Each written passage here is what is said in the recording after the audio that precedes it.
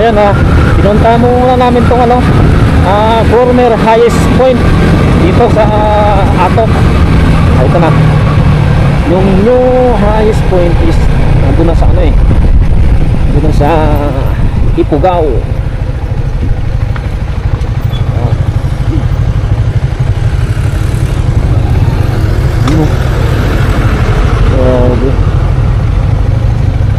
New highest point.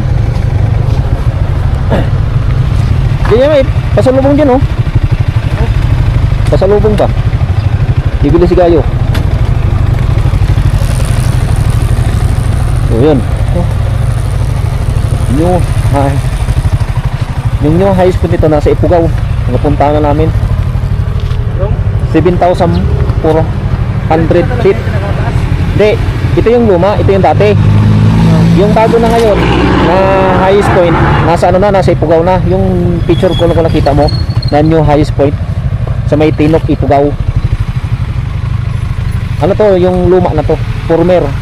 Yung bago ngayon nasa ano na, Ifugao.